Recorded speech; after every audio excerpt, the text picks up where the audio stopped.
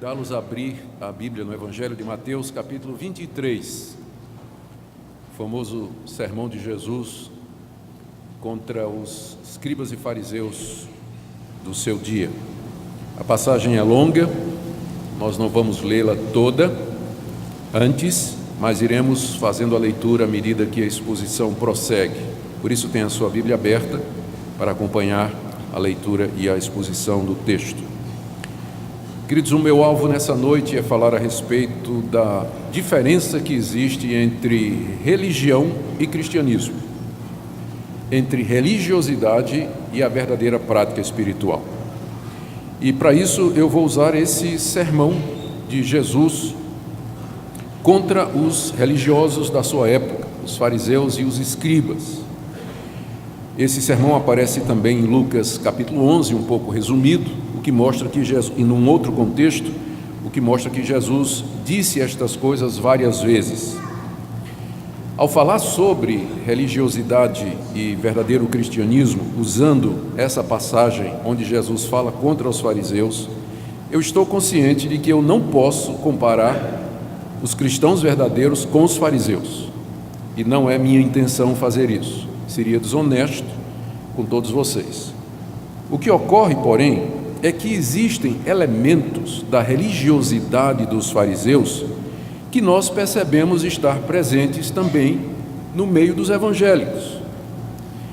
Por isso, mesmo que a comparação esteja muito distante, porém há pontos que Jesus aqui menciona, quando ele critica os escribas e fariseus, que bem podem ser aplicados à nossa vida, pelo menos à guisa de exame e de referência.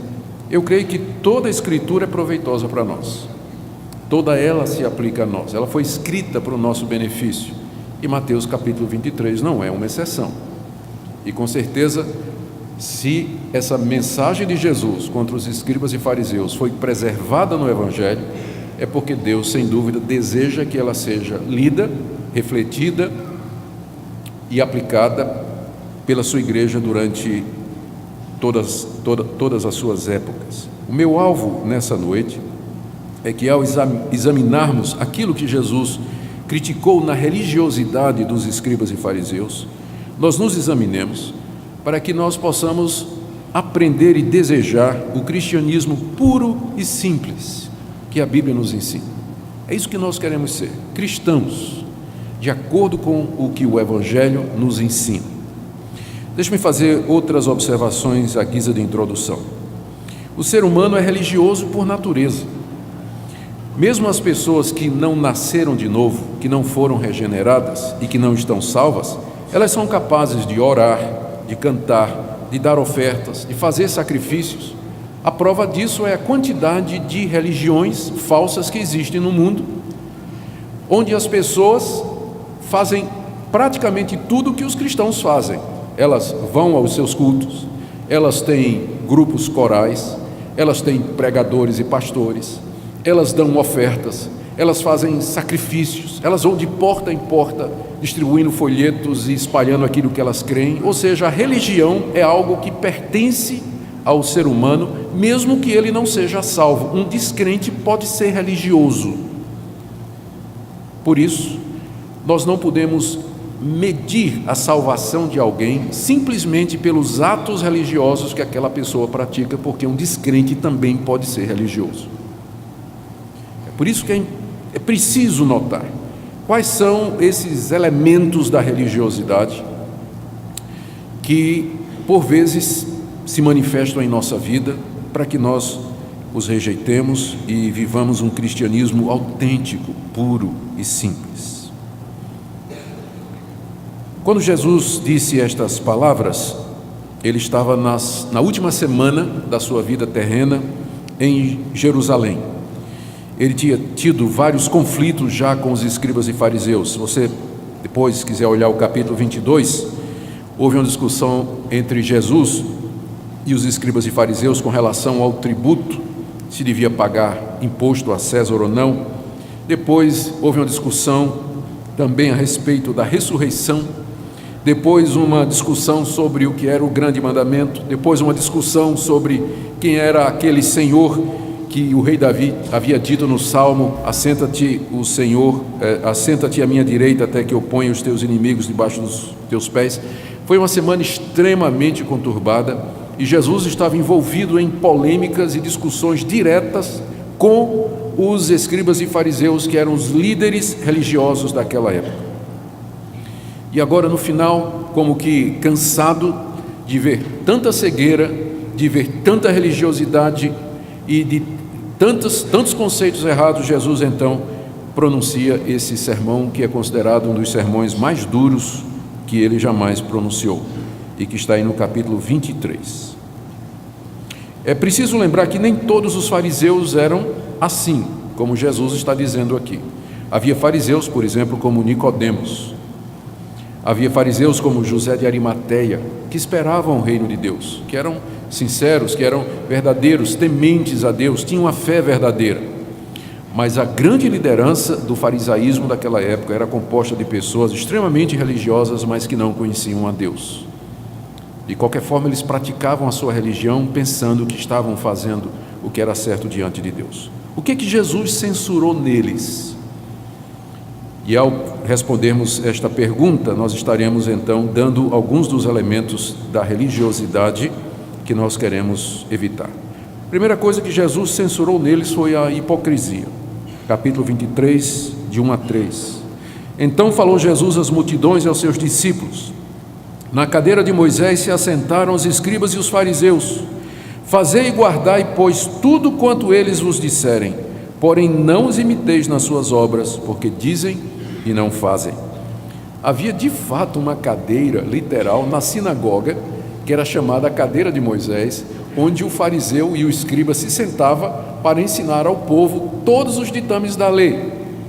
Eles sabiam de cor o discurso ortodoxo, a ponto de Jesus dizer: o problema com eles não é o ensino deles, eles são ortodoxos, eles estão doutrinariamente corretos, o problema é que eles dizem estas coisas, mas eles não praticam.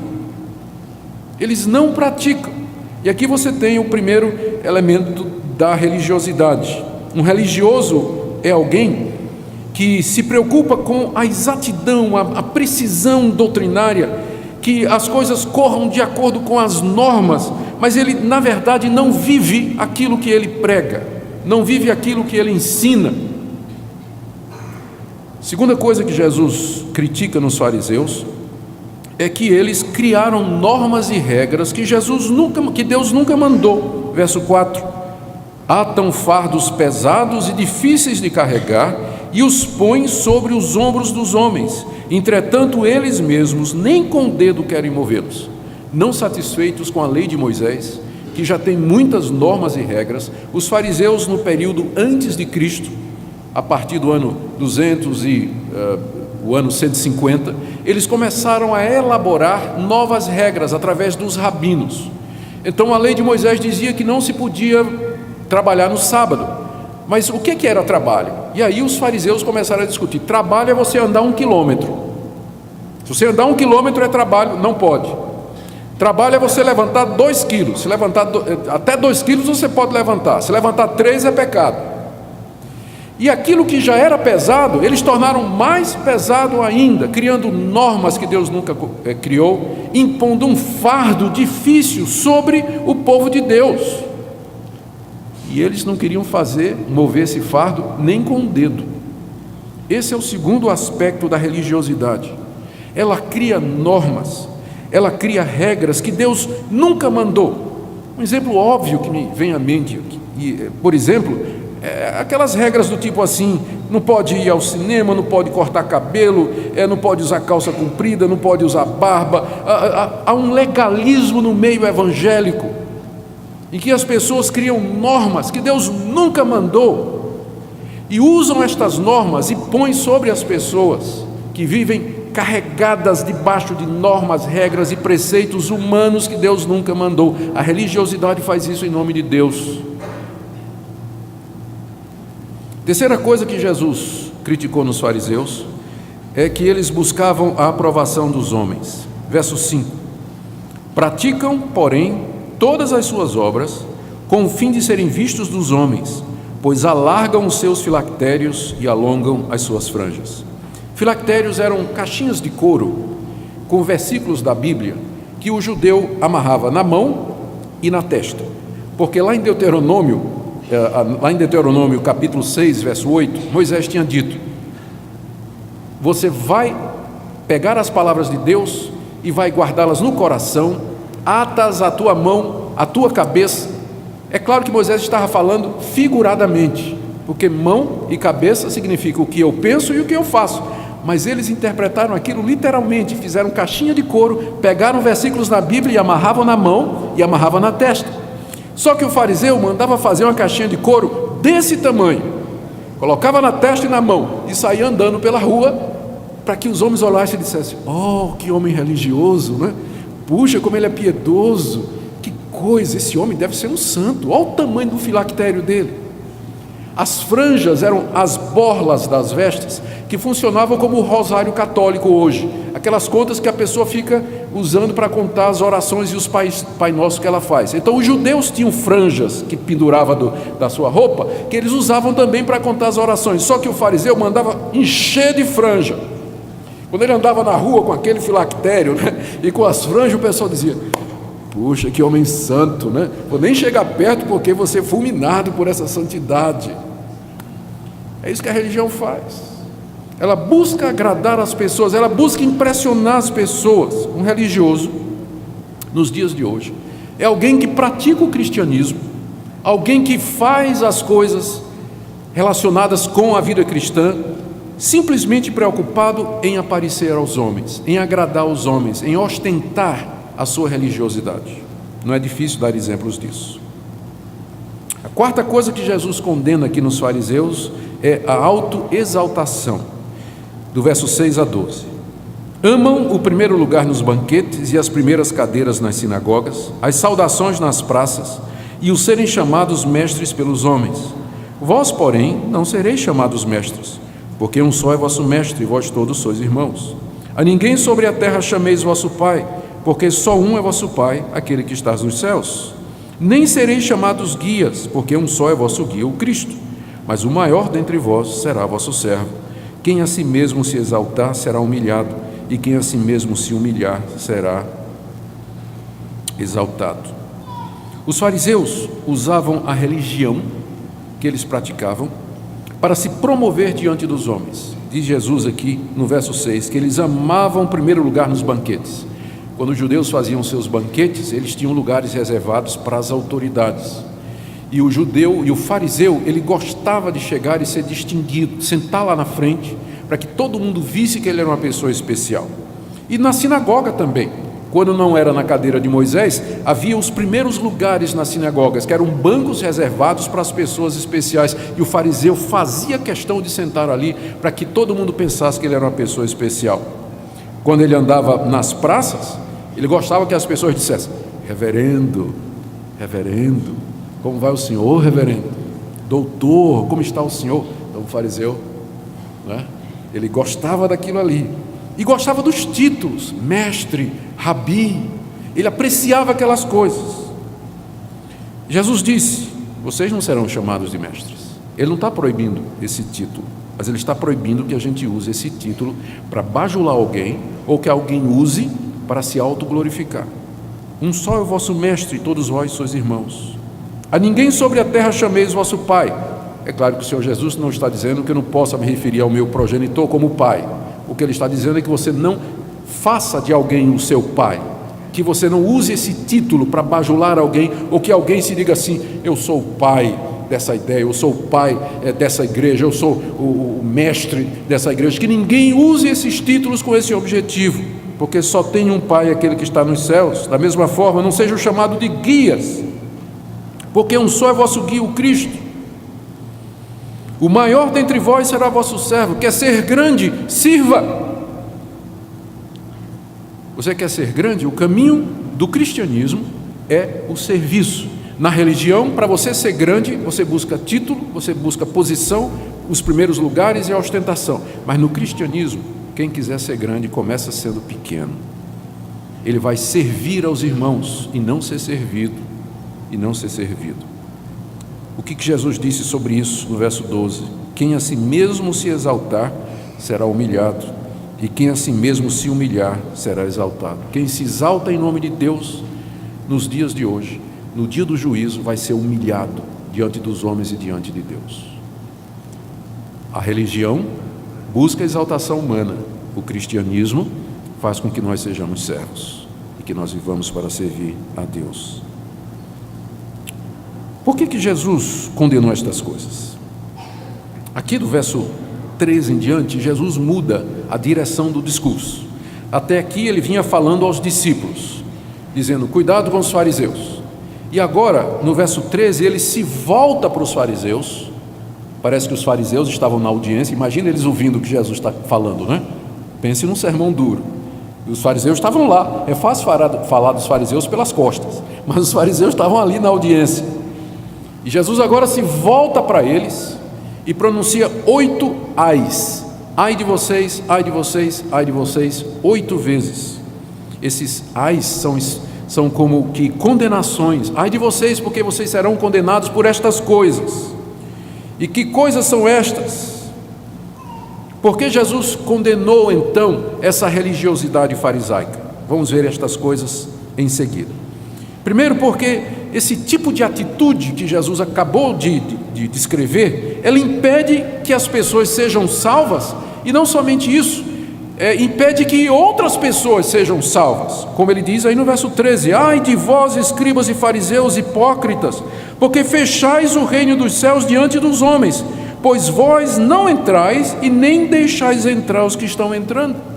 Os escribas e fariseus deveriam estar abrindo o reino de Deus para as pessoas, porque eles conheciam a lei, eles conheciam a palavra de Deus, eles conheciam o que Deus havia ensinado através dos profetas, através de Moisés, através de Davi. Eles eram os conhecedores daquilo que Deus havia dito no Antigo Testamento, mas por causa da sua religiosidade, eles não entraram no reino de Deus, eles não entenderam, não entraram no reino de Deus, e pelo seu ensino e pelo seu exemplo, eles não deixavam as outras pessoas entrar. Quando nós fazemos esta aplicação para nós hoje, nós percebemos como a religiosidade, ela tem consequências terríveis. Pessoas que são religiosas, mas que não são salvas, elas acabam dando um péssimo exemplo. Elas não entram no reino de Deus e acabam sendo um tropeço para aqueles que querem entrar. Segunda coisa, a razão pela qual Jesus condenou a religiosidade dos fariseus é que por vezes a religiosidade é somente uma capa para esconder pecados. Verso 14, ai de vós, escribas e fariseus hipócritas, porque devorais as casas das viúvas e para justificar fazeis longas orações, por isso sofrereis juízo muito mais severo. O fariseu chegava na casa da pobre, da viúva, que estava sofrendo, dizia, minha irmã, eu vou orar pela senhora, mas o senhor sabe, eu oro, minha oração é paga por tempo. Se eu orar 1 minuto é 1 dracma, se eu orar 2 minutos é 2 dracmas. A senhora sabe como é, né? Eu tenho que ganhar a vida. Então, liga aí não o parquímetro, o oraçãozímetro, né? Liga aí, o taxímetro.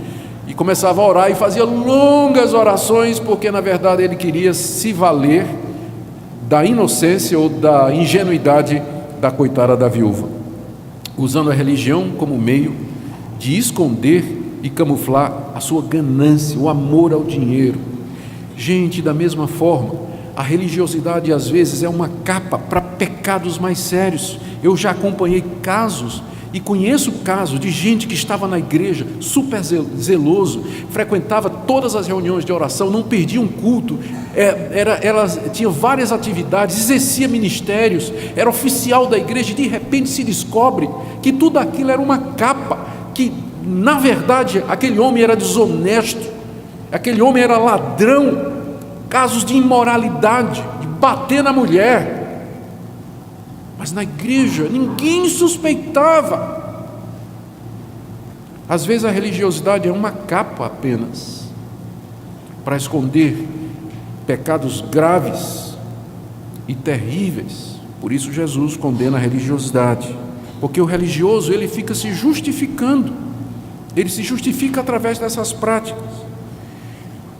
Terceiro ai, verso 15, Jesus condena essa religiosidade porque ela leva as pessoas ao inferno. Veja o verso 15: ai de vós, escribas e fariseus hipócritas, porque rodeais o mar e a terra para fazer um prosélito, e uma vez feito, tornais filho do inferno 2 vezes mais do que vós. Os fariseus eram extremamente ativistas, eles eram evangelistas, eles saíam de porta em porta, eles saíam evangelizando, e eles queriam que quem não era judeu se tornasse judeu, especialmente é isso que chamava de prosélito. O prosélito era um gentil, um não judeu, que tinha sido convertido ao judaísmo e tinha se circuncidado e passava agora a ser considerado como judeu. Os fariseus faziam qualquer esforço. Jesus diz aqui que eles rodeiam o mar e a terra, iam para qualquer lugar para conseguir adeptos, mas no final esses coitados eram 2 vezes filhos do inferno. Por isso que Jesus condenou os fariseus, porque a religiosidade leva as pessoas ao inferno. As pessoas que praticam aquilo que Deus não mandou, ou praticam aquilo que Deus mandou pelos motivos errados, elas podem parecer religiosas, elas podem enganar o seu coração com atos religiosos, e na verdade nunca nasceram de novo, nunca foram regeneradas, não conhecem a graça de Deus, nunca tiveram um encontro verdadeiro com Deus. Por isso que a religiosidade é tão perigosa e perniciosa e conduz para o inferno, porque a pessoa pensa que porque ela é religiosa, porque ela vai à igreja, porque ela dá dízimo, porque ela está no ministério, porque ela é pastor, porque é pregador, ela pensa que aquilo é uma evidência de que ela está salva. Pode não ser. Por isso Jesus adverte: ai de vocês, escribas e fariseus, porque vocês conduzem outras pessoas à condenação.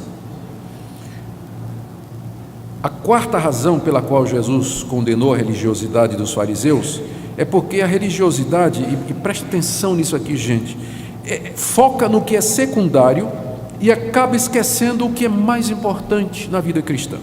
Tem 2 ais aqui que tratam disso, eu vou ler os 2 em sequência. É do verso 16 ao 23.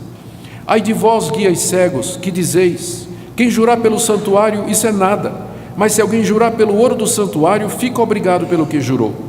Insensatos e cegos, qual é o maior, o ouro ou o santuário que santifica o ouro? E dizeis: quem jurar pelo altar, isso é nada, quem porém jurar pela oferta que está sobre o altar, fica obrigado pelo que jurou. Cegos, pois qual é o maior, a oferta ou o altar que santifica a oferta? Portanto, quem jurar pelo altar, jura por ele e por tudo que sobre ele está. Quem jurar pelo santuário, jura por ele e por aquele que nele habita. Quem jurar pelo céu, jura pelo trono de Deus e por aquele que no trono está sentado. Ai de vós, escribas e fariseus hipócritas, porque dais o dízimo da hortelã, do endro e do cominho, e tendes negligenciado os preceitos mais importantes da lei, a justiça, a misericórdia e a fé. Devíeis, porém, fazer estas coisas sem omitir aquelas. Guias cegos, que coais o mosquito e engolis o camelo. O que é que esses 2 ais têm em comum?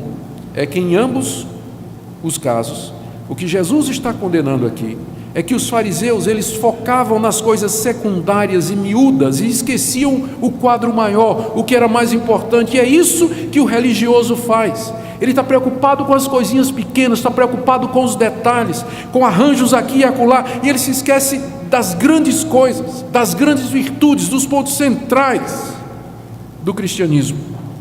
No caso dos fariseus, primeiro, a questão do juramento. Era comum jurar entre os judeus. Na verdade, a Bíblia não proíbe o juramento, ela proíbe o juramento falso. Em algumas ocasiões, como diz a nossa confissão de fé, o juramento é lícito. Mas os fariseus faziam disso uma coisa banal.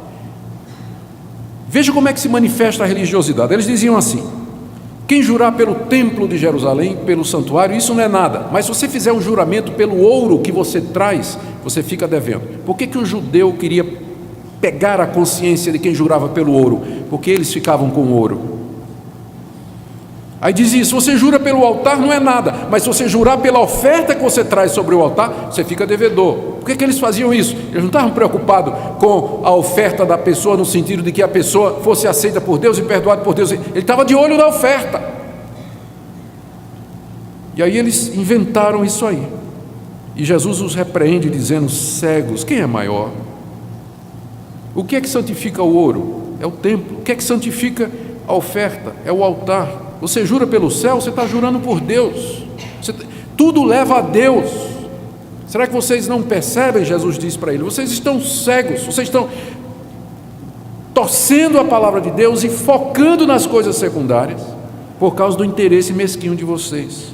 Mesma coisa no verso 23: vocês dão dízimo da hortelã, do endro e do cominho. Os fariseus tinham roça no quintal de casa, né? E eles davam 10% da alface, da tomate, do legume, do endro, do cominho. Era meticuloso, ele media direitinho, 10%, tinha que trazer para a igreja, 10%. Essa questão do líquido, do bruto, não interessa, era sempre pelo bruto, né? Vou dar tudo, era meticuloso para dar aquilo. Mas ele, na hora, ele esquecia as coisas mais importantes da lei: a justiça, a misericórdia e a fé. Alguém pode estar tão preocupado com as coisas da igreja, da organização, do templo, do andamento dos serviços e aquela atividade toda, fazendo detalhezinho aqui, que a pessoa acaba se esquecendo que cristianismo não é isso. É muito mais do que isso. Religião é quando você torna estes equipamentos, estes recursos, este lugar e as atividades em um fim em si mesmo. Mas estas coisas existem para nos levar a Deus, ao seu Filho Jesus Cristo. Estas coisas existem para nos levar a viver vidas santas, retas e justas, ou como disse Jesus, na busca da justiça, da misericórdia e da fé. Às vezes as pessoas se dedicam a acessórios da igreja, como se fosse a própria religião em si verdadeira, e perdem de vista a coisa mais importante. Como Jesus disse: coa o mosquito e engole o camelo. O mosquito era um inseto considerado impuro. Aí o judeu, para não correr o risco de engolir um mosquito, tudo que ele ia beber, ele botava um coador por cima. Então ele bebia com um coador para não correr o risco de um mosquitinho entrar ali. Ele era muito cuidadoso nisso. Mas ao mesmo tempo ele engolia um camelo, que era também um animal imundo, era o maior animal que o judeu conhecia. Então é óbvio que Jesus está dizendo aqui, ele está condenando aquela atitude do religioso, que ele é meticuloso com coisas secundárias, e ele esquece de ser santo, ele esquece de orar, ele esquece de amar, ele esquece de exercer misericórdia, ele esquece de exercer e praticar a justiça.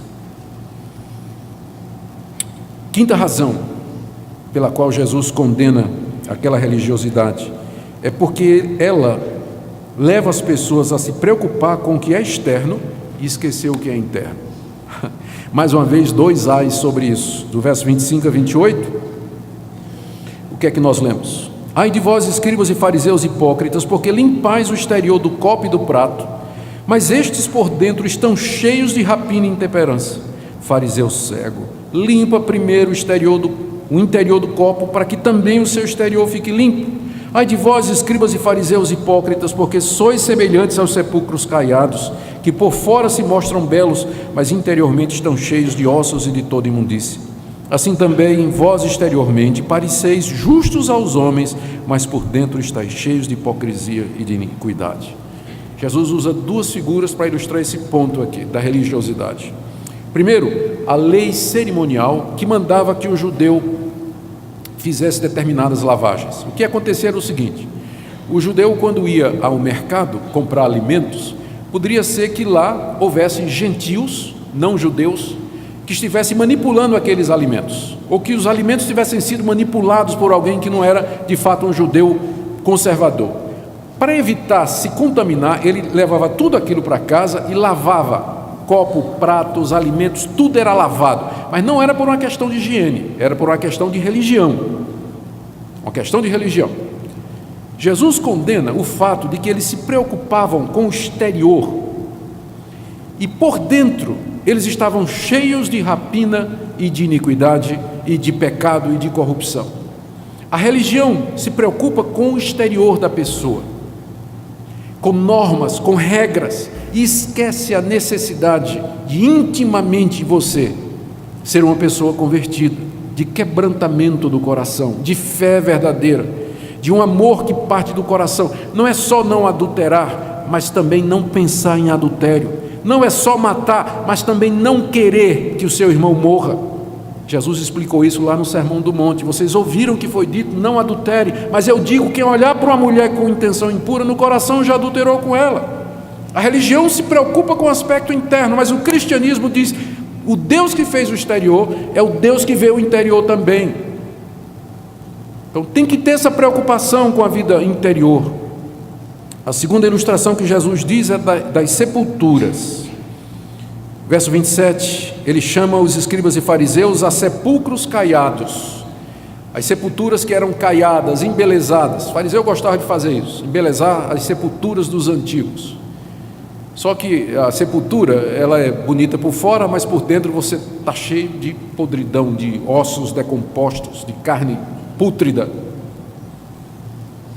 E assim Jesus diz, vocês são sepulcros caiados, vocês estão preocupados em adornar o exterior para parecer justo aos homens, mas por dentro vocês estão completamente corrompidos. A última razão pela qual Jesus aqui condena a religiosidade dos fariseus é porque ela impede que os religiosos ouçam a palavra de Deus. Do verso 29 a 32, ai de vós, escribas e fariseus hipócritas, porque edificais os sepulcros dos profetas e adornais os túmulos dos justos. E dizeis, se tivéssemos vivido nos dias de nossos pais, não teríamos sido seus cúmplices no sangue dos profetas. Assim contra vós mesmos testificais que sois filhos dos que mataram os profetas. Enchei vós, pois, a medida de vossos pais. O que Jesus está dizendo aqui? No Antigo Testamento, na época do Antigo Testamento, Deus mandou profetas para falar aquele povo religioso. Deus mandou Isaías, Jeremias, mandou Ezequiel, Oséias, Joel, Amós, homens a quem Deus revelou a sua palavra e que Deus levantou para dizer ao povo, quem é que mandou vocês virem aqui me adorar? Pense no começo de Isaías, quem é que mandou vocês virem me adorar? Vocês estão com as mãos sujas, vão primeiro praticar a justiça e depois venham me adorar. Eu não quero nem ouvir os cânticos de vocês, é o início de Isaías. Eu quero que vocês pratiquem a justiça, que vocês façam o que é correto, depois venham e vamos arrazoar, ainda que seus pecados sejam vermelhos como a escarlata, se tornarão brancos como a lã. Todo mundo conhece essa passagem. Era isso que o profeta fazia no Antigo Testamento. Deus levantava o profeta para trazer o povo religioso de volta à verdade. O que o povo de Israel fazia com os profetas? Rejeitava, apedrejava, matava. Não queria ouvir. A história da Bíblia, do Antigo Testamento, é a história de Deus tentando convencer aquele povo a voltar à verdade. E o povo rejeitando, matando, prendendo, apedrejando os enviados de Deus.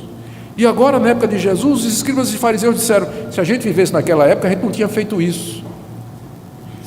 Nós somos melhores do que os nossos pais, porque se a gente tivesse vivido na época de Isaías, nós teríamos aceitado a palavra de Deus. Jesus disse, seus hipócritas, vocês estão prestes a me matar, vocês estão tramando planos para me matar, vocês estão urdindo aí a maneira como é que vocês vão me pegar e me matar, vocês estão enchendo, ele diz aqui, verso 32, vocês estão enchendo a medida dos vossos pais, vocês são iguais aos pais de vocês, zelosos pela tradição, mas não querem ouvir a palavra de Deus, zeloso pela antiguidade, o que os nossos pais fizeram, sempre fizeram, mas não querem ouvir a palavra de Deus.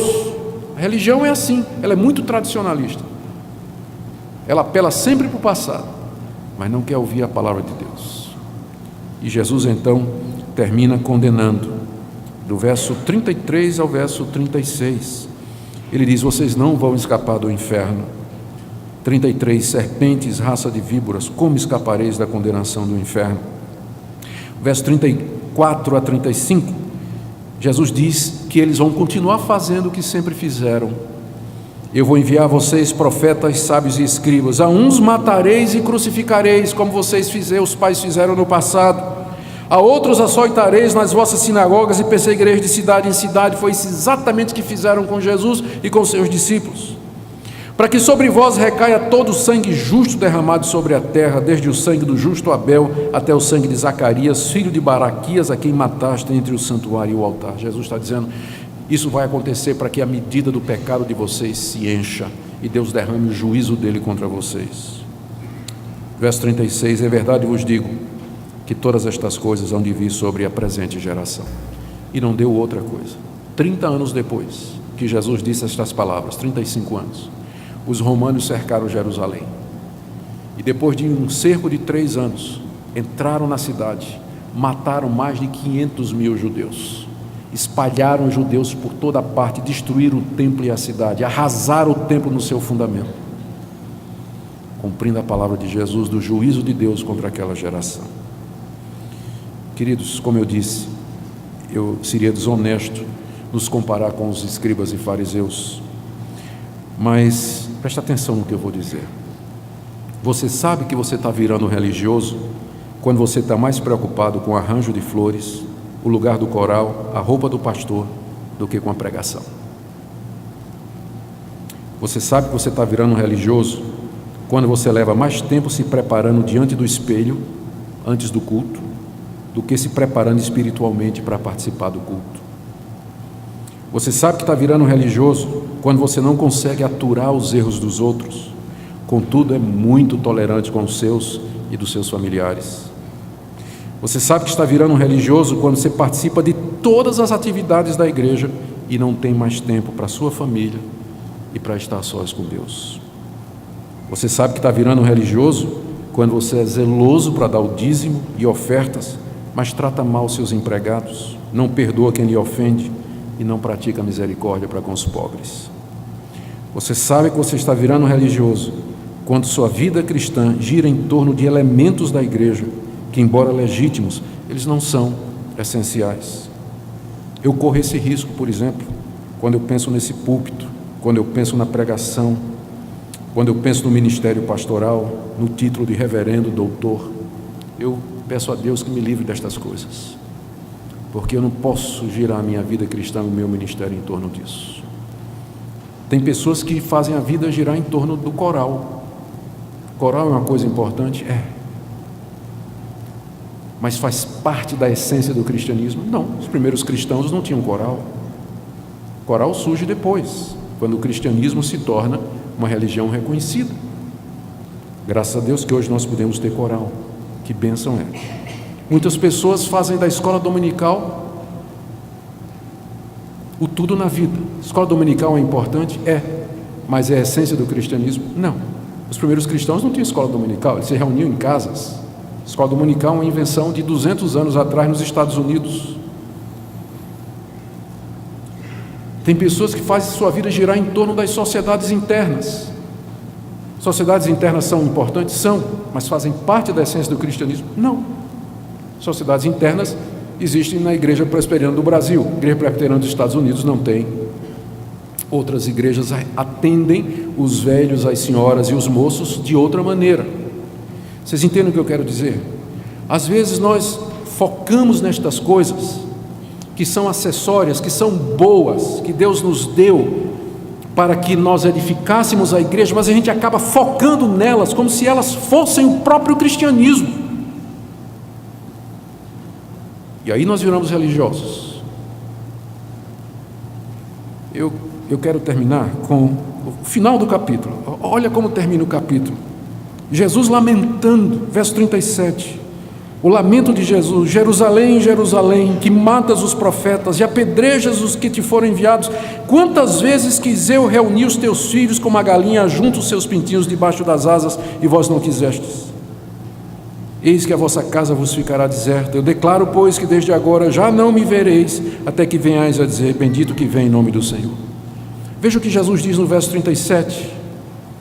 Quantas vezes quis eu reunir os teus filhos, como a galinha junta os seus pintinhos debaixo das asas, e vós não quisestes. Jesus está se referindo a todas as tentativas de Deus através da história de reunir o povo dele, o povo da antiga aliança, debaixo de si, para ter um relacionamento verdadeiro, pessoal, íntimo. Mas ele diz aqui que o povo não queria. A grande pergunta que nós queremos fazer nessa noite é essa. Nós somos o povo de Deus hoje. Ele continua nos chamando para debaixo das suas asas. Ele quer ter um relacionamento verdadeiro, íntimo conosco. É isso que é o verdadeiro cristianismo. Mas a pergunta é: nós queremos isso? Porque Israel não queria. Queremos viver para Deus. Queremos deixar a religiosidade, queremos buscar a verdade, queremos ser mudados, queremos ser usados. Essa é a pergunta que Deus nos faz nessa noite. Queremos, desejamos, ansiamos por isso.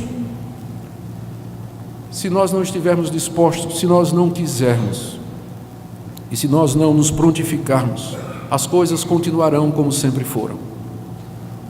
E se nós queremos crescer, se nós queremos progredir, se nós queremos servir a Deus mais e melhor, é preciso que nós queiramos nos deixar reunir debaixo dele, das suas asas, numa relação verdadeira, deixando de lado tudo aquilo que ele nunca ordenou, para que nós vivamos sempre para a sua glória. Amém. Ó Deus, nos livra da justiça própria, nos livra da religião carnal, nos livra, Senhor, dessa religiosidade que nos atrapalha de ver o que é essencial, nos ajuda a viver um cristianismo puro e simples, focado naquilo que Tua Palavra nos diz, nos ajuda em todas as coisas, pois Tu és o nosso Deus, queremos viver para a Tua glória, em nome de Jesus.